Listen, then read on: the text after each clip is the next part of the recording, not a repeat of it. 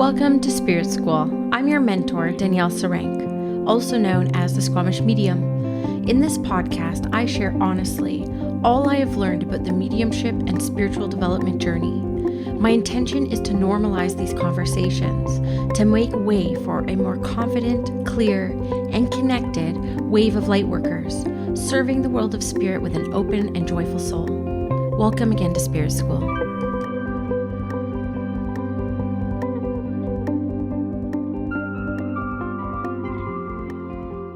Hello, everyone, and welcome back to Spirit School. I am very excited to be here for another episode. It was really hard for me to scale back on this list. So I'm going to try my best to get through the topic that I'm really passionate about talking about and keep it focused-ish. It was supposed to be a Confident Lightworker week, but your girl got sick and her whole family got sick. It's kind of the first time I taught on it in a very specific way. And as I was building up the content for it, I kept having this thought around well, isn't this inconvenient? Isn't this inconvenient? So it started to inspire the topic around inconvenient truths in mediumship, in development, in life, in spiritual growth, in personal growth, and in confidence. So I'm just going to riff on a few of the inconvenient truths that have made my list so far. And then just keeping in mind, this is not a list in totality. We will see how this goes and how it resonates with all of you. So the number one inconvenient truth I want to talk about today is the only way to get over fear is to walk through it. Now, my podcast was born out of fear, right? So born out of it. Why I started the podcast was because I kept looking for somebody to talk about the not enoughness or the resistances or the mindset you have to walk through to be able to show up in this work very vulnerably. Mediumship is vulnerable.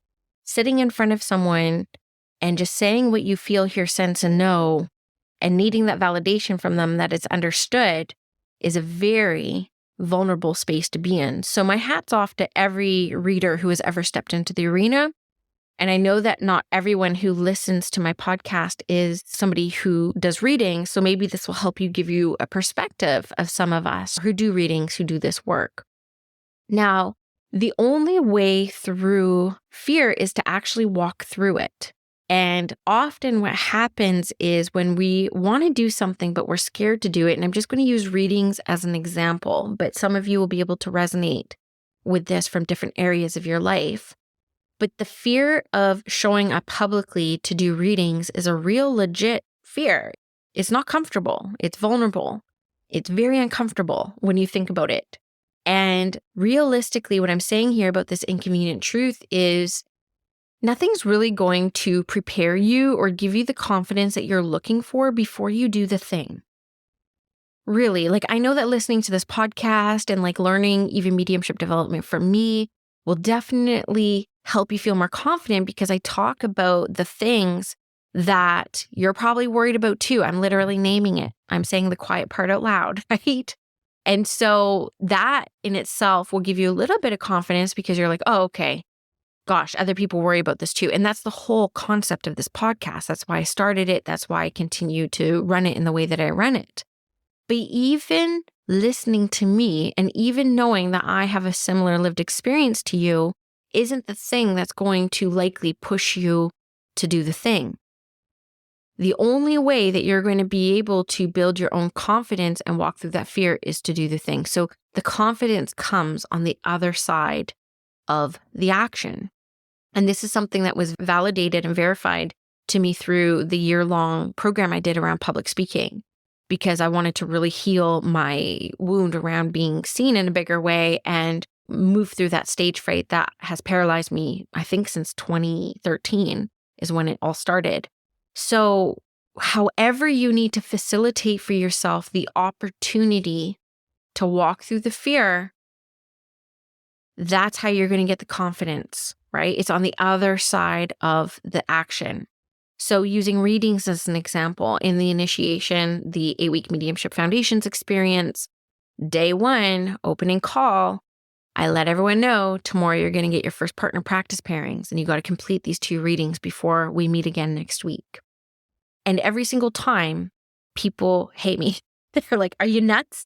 You haven't even told us what to do or what this should look like or what this sounds like. And I'm like, I know. I want you to experience what it's like to sit in front of somebody first and sit and meet someone and know that you're on the same page as other people in this space and that you're not alone. And every single time, every single class, and I've ran the initiation 7 times already, but every single time I will get feedback from people either a week later or by the end of the program. I thought you were nuts throwing us in, but I'm so glad you did that. And they really needed that first experience, that first push to be able to put themselves in the arena to walk through that first fear. So week 1, we walk through that first resistance. And once you walk through that first resistance, it's like, okay, I'm through the gates now. I'm in the park. I'm in the park. But sometimes we do need that extra nudge and that opportunity, right? We really can't see anyone's potential until we give them the opportunity. And like the initiation is a space where the opportunity presents itself to see what your highest potential is. But you can spend your whole life preparing yourself to feel confident before you do the thing. And I will say for most of us, we might actually end up waiting our whole lives to do that. And I don't want that to be your life. And I don't think that you're listening to Spirit School wanting that to be your life either, right? You can listen to any people who are on their end of life beds, like their deathbeds, and you'll hear this from different hospice workers, different books that are out there, blogs, YouTubes.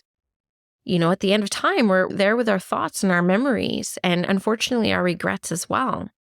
And so just knowing that, being an end-of-life doula and obviously working in the world of mortality, like through my mediumship, I definitely don't want to get to the end of my days and regret not doing something just because I either didn't feel ready or I didn't have that inner confidence yet. And so sometimes you might have to realize that one of the inconvenient truths is that confidence actually comes after you do the thing. So that is one of the inconvenient truths. Another inconvenient truth, I wrote it separately, but already addressed it, is confidence comes on the other side of the action. Your third inconvenient truth for this podcast episode is the time is always now. The time is always now. This is another thing that I see as I support different light workers through different business initiatives or offerings that they want to put out or classes they want to host.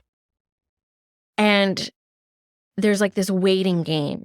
There's a meme out there that I always post, and it's one of the Spirit School sayings now, and I have some promotional materials coming out with this saying on it, but everyone's waiting for that signier sign and the signiest sign to be able to take action forward and confident action forward. And sometimes maybe you can be your own sign, I'm hoping.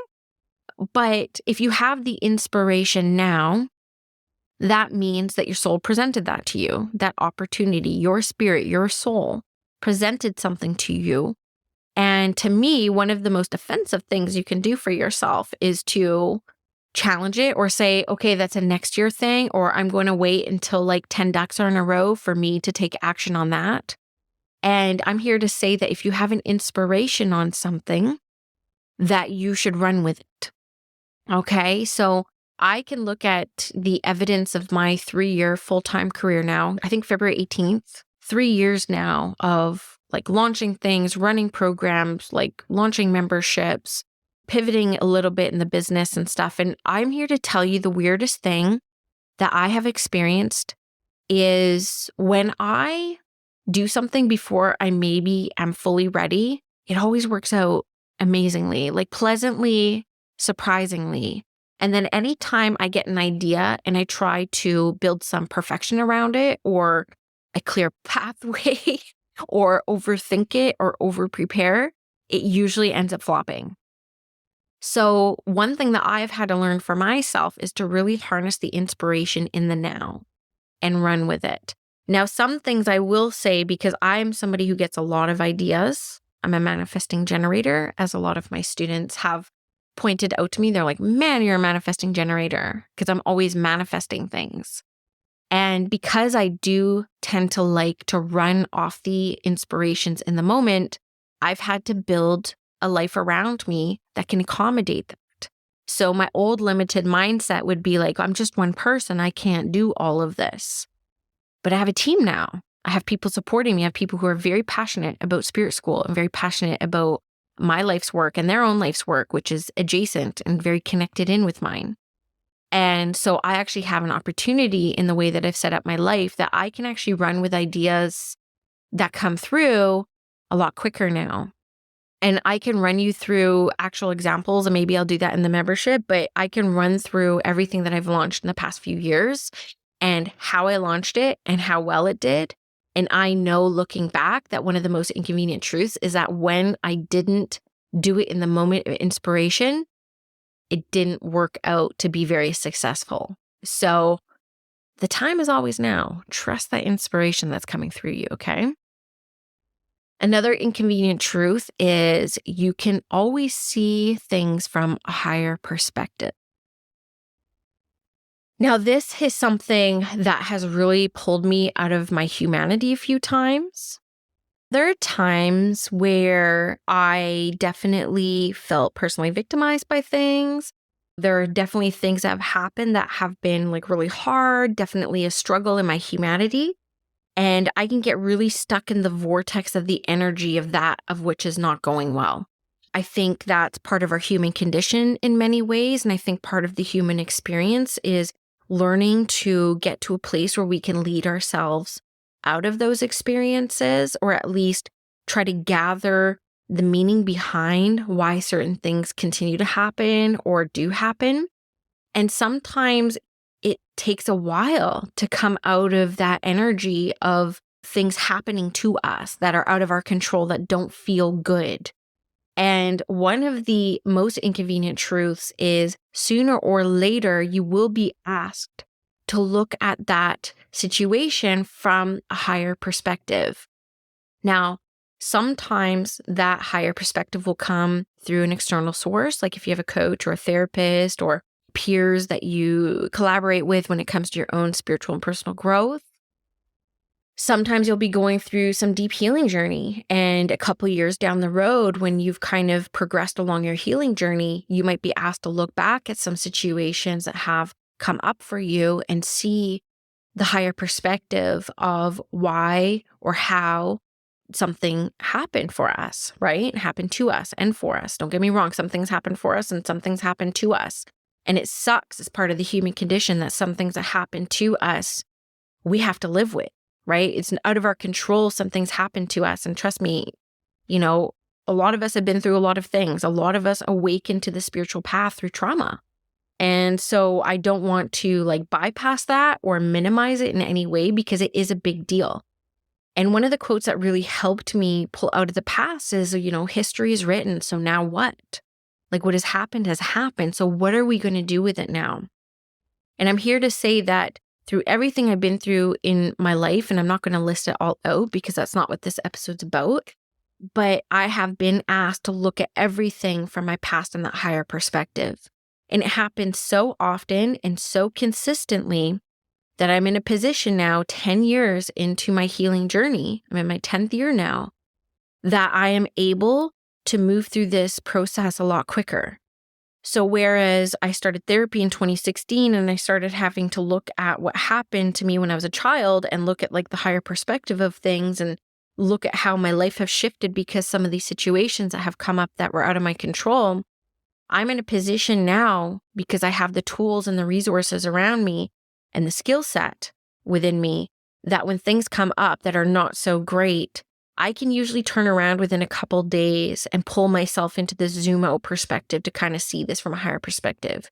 So to give you a real tangible lived experience right now, and I just want to premise this, I don't want anyone to feel bad about what I'm about to say, because I don't feel bad about it and I wouldn't talk about it if I did.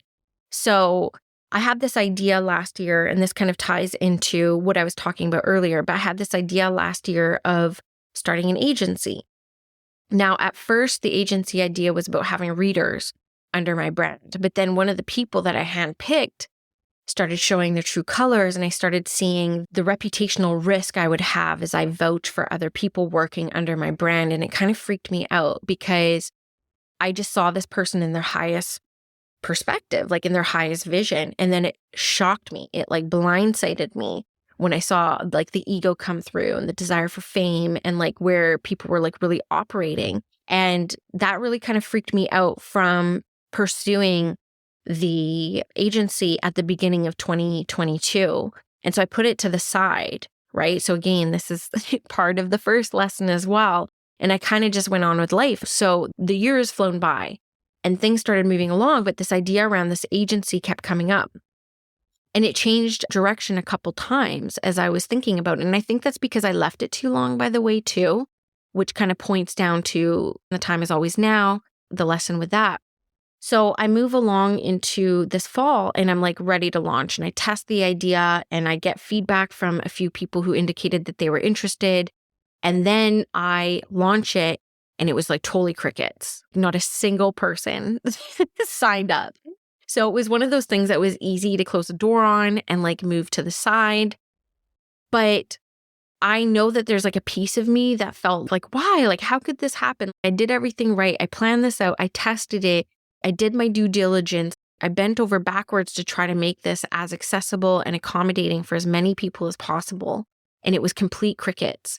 And for me, the funny thing is it only took me about 2 days to be able to see this from a higher perspective where I was like, okay, when I look at overall what I have going on right now, I have my school opening next year. I'm taking possession in like 4 weeks and construction's going to start. I have my first retreat in April. I have the initiation 2.0 starting. I have the initiation 1.0 starting in January.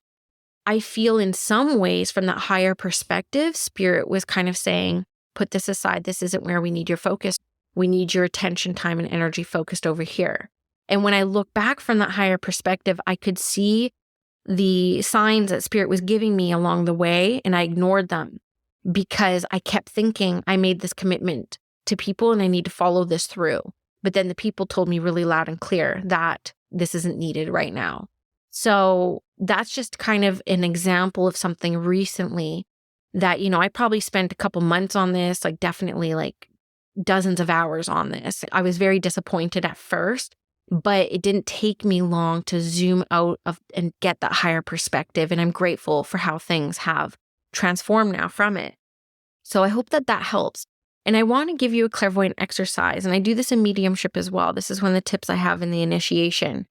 A lot of people will say things like, I have somebody here, but nobody can place them, or I'll be describing this information and my sitter says, well, that sounds like my dad, but he's still living. Okay, and this is how I learned how to do this technique back in 2014. I would simply clairvoyantly zoom my perspective out and I would ask the question, who is showing this to me? Because I know with my own discernment, I'm picking this up mediumistically, but it's obviously not dad because dad is still here. So I would zoom out. And as soon as I would be able to zoom out, I would become aware of a spirit communicator who was connected with dad, right? So dad was the connection, but that zoom out technique helped me identify, okay, it was dad's mom that was communicating through me about her son. Okay. So that zoom out technique, I do the exact same thing when I'm like trying to heal something. Can I see this from the eyes of the angels? Can I see this from the lens of the spirit world? Can I zoom out and see what the bigger learning is as part of this situation? And that for me has been a very inconvenient truth and one that has been very helpful for me. So I hope you find it helpful for you as well. Another inconvenient truth is you grow the most through discomfort.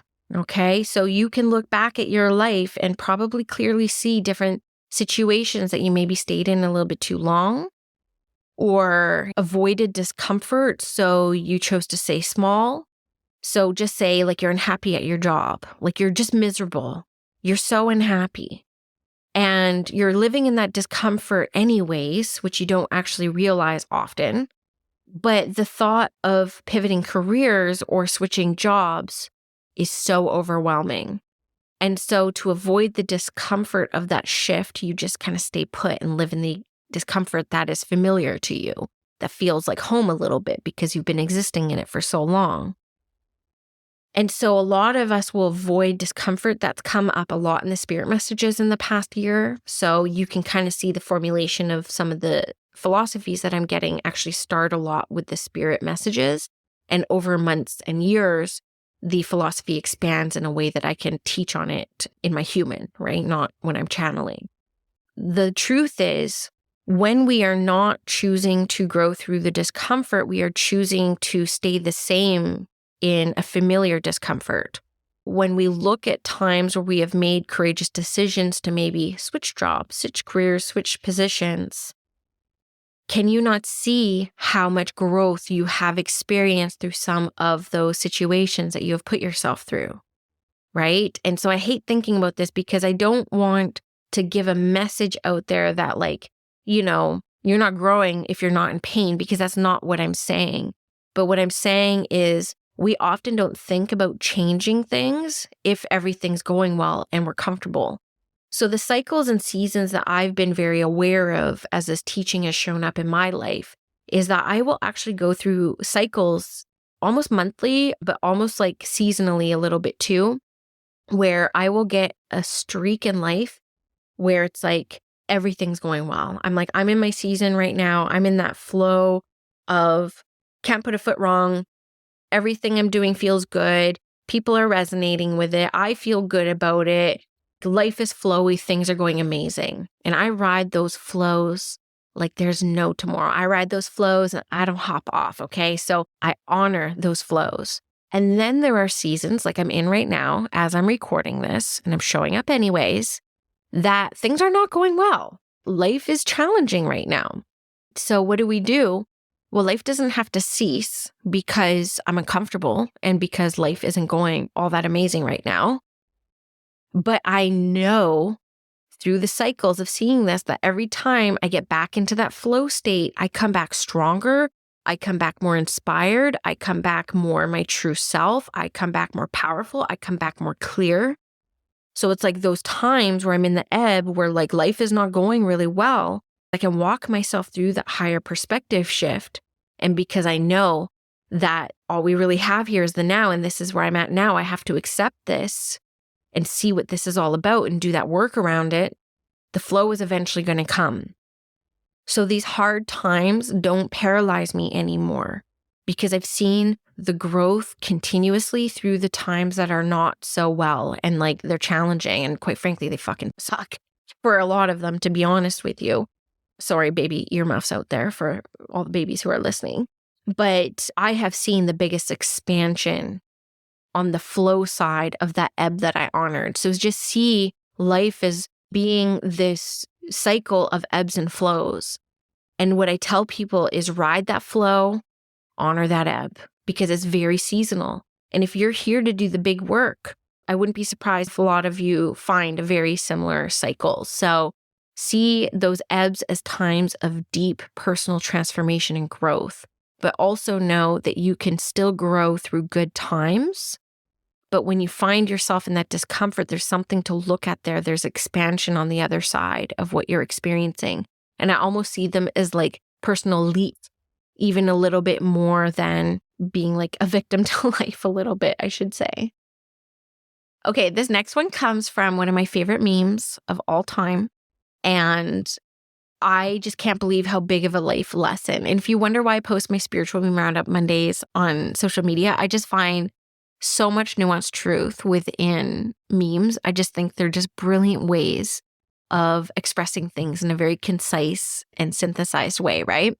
So this meme said, once I accepted my cringe, I was totally free.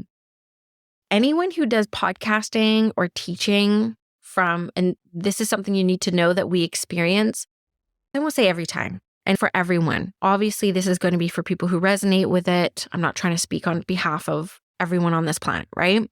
But from what I have experienced and people who I know have experienced is when you turn the podcast mic off or the class ends, and then by the time the next day comes, you're thinking of all the things that maybe you shouldn't have said, all the things that you would say differently, all the things that you didn't say. And there can be a little bit of a cringe factor that comes with that. And it's like, oh, I could have said that a little bit differently, or that could have been a lot more concise. I forgot to give the context around that. And that is the path of a podcaster.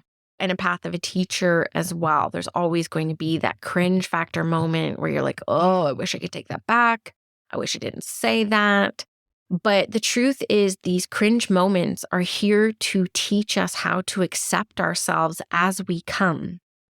And I'm telling you, much like intention is a secret sauce of life.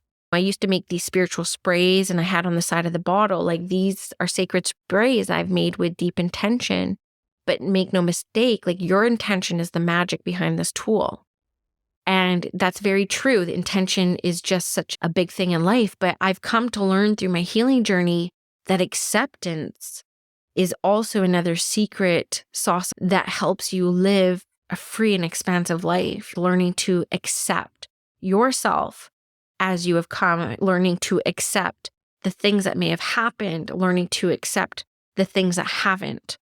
I will tell you that when I look at the things that I have healed over the past few years, over the past decade, the healing actually could not start until I came into a state of acceptance with it. Once I came into a state of acceptance with it, the real healing could then start. So, an inconvenient truth is once you accept yourself fully, you'll have less things to worry about. You'll be totally free. You'll be able to step into your authentic self. You'll be able to speak about things that you're passionate about. Just accept yourself as you come, as you are right now. Okay, just 2 more, and then we will close up here for the day. But one of the other ones I have to say is, in the end, you truly are your own best friend. Now, this comes from somebody. I have hired multiple coaches, like life coaches, business coaches, paying people to be my business bestie, like all these different things. And in the end, one of the most shocking things for me was like, wow, it was actually me all along. It was still me that had to push myself through all the things that I went through. And yes, it was nice to have a sounding board and it was nice to have somebody who understood. But in the end, I was my own cheerleader and I was my own coach because I had to get to a place where I could lead myself through every single situation. And in turn, I came to realize, wow, I am really my own best friend, like always and forever. I'm really the one who has to lead myself and who has to make these decisions and take action. It's me. It's all me. And so when I came to that realization, I had to start thinking about, well, what kind of friend do I want to be to myself? Like, what kind of friend do I like to have around, right? Like, what are the qualities of a friendship that I hold most valuable? And I started trying to be that for myself and seeing myself as my own best friend. So that's an inconvenient truth as well. And your final inconvenient truth for the day is you're actually not meant to bypass the human experience. Now, this is something that was very conflicting for me to even consider and think about bringing up in this podcast because I don't think this was as much as a problem before I entered the online space because I just didn't see it. And this could have been around for a long time. But the inconvenient truth is we signed up for an experience to be a human, like to have a human experience and to live this human experience in its fullness. And there's so much messaging and there's so much dialogue out there about ascending beyond and rising above in a lot of ways in different classes that I've invested in and different teachers that I've kind of bought into has been around really trying to draw you to bypass a lot of the human experience and ignore those icky feelings and just replace them with better ones and just replace them with better thoughts. But the human experience is, hey, that thought came up and it came up for a reason. And that might not even be my thought. That might be my father's thought, or that might be my first husband's thought, or that might be the first person who fired me thought. It came up from me and through me, but it's not from me. You know what I mean? It came from someone else. And it's an opportunity to look at healing because when we heal, Spirit very well might ask us to turn around and share about that experience that we walk through because that's going to create a ripple effect for other people to receive healing through your experiences, right? So yes, I love manifestation. I love positive thinking. I love affirmations. But what I don't love is all of that in the name of replacing and bypassing something that our humanity has asked us to experience. And so one of the inconvenient truths is that we did sign up for a human experience, and we really did sign up for the colorfulness of it all. And I think that it's worth celebrating. It's not like I want you to celebrate grief or, celebrate despair or any of those icky feelings. But what I would say around that is there an opportunity here to zoom out and look at this from the higher perspective and honor my humanity while I am growing as a spiritual being as well as a human being? And what I encourage you to do is just look at this for yourself and how this sits with you. Because this is something that really came up for me when I lost Bender. When Bender died, I was shocked. I was like, wow, I literally serve spirit as a career. Like, I have dedicated at that time 8 years of my life to the spirit world and to helping other humans through spiritual offerings. I don't know why I thought that would give me a little bit of a pass or that would help my cat suffer a little bit less. I don't know why. That was the naivety of me. And when I was able to work through a lot of that grief and a lot of that healing, one thing that kept coming through was that I needed to experience that. That was my first time experiencing grief. And, the cost of love is grief. We will grieve something that we love if we lose it, right? And that's a relationship, that's a career. Like, grief comes up in really interesting ways. And I don't think I could be a fully operational medium unless I went through this life experiencing grief at the level that I personally experienced it, because it really kind of blindsided me. And it was a big lesson for me to see, like, wow, okay, even mediums, even people who are aware and have full faith that there is life continual and that this isn't just it, and that life continues and that angels exist and that our creator loves us and that the world of spirit supports us, we will still experience the fullness and the richness of this entire human experience. So I'm just here to ask you to focus on your spiritual evolution and focus on your spiritual development, but don't forget your humanity and don't bypass the human experience while you're here. Because I can just imagine us on the other side sitting around like a blue flame, like campfire, just like trading stories and learning from each other's experiences. And I do believe, and I don't have evidence of this, and maybe as my career progresses, more will come out around this, but I do believe that by us coming here to have the full human experience and the range of emotions and range of experiences, not only do us and our closest proximity circles grow and evolve, but I also do believe our guides evolve. Those connected to us in our soul family on the other side also evolve by us having this experience. I don't think it's just about us and our light.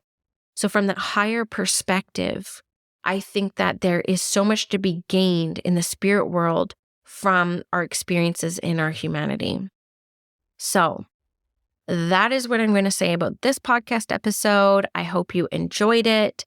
I would love to know if you want to, hashtag Inconvenient Truths and like tag me on Instagram, Squamish Medium, or come into Spirit School, the free community, and share your own inconvenient truths. I'd be happy to talk about them and riff on them. This was a full riff, by the way. I just had the truths up and I'm like, what do I want to say about it?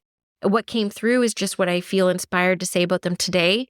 And of course, when I'm in a different mood and in the future, it might come out a little bit differently, but it's how I feel like talking about it today. So I would love to know a bit more about your inconvenient truths. So for now, I hope you enjoyed this episode of Spirit School, and hopefully I will see you in Spirit School. Have a good one. Did you know that Spirit School is not just a podcast? It's an actual school. If you go to myspiritschool.com, you can invest in self-study courses, live programs, and of course the Spirit School Collective, my baby, my monthly membership community.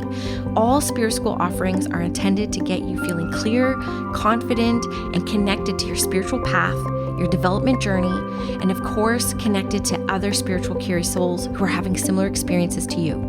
I hope to see you in Spirit School.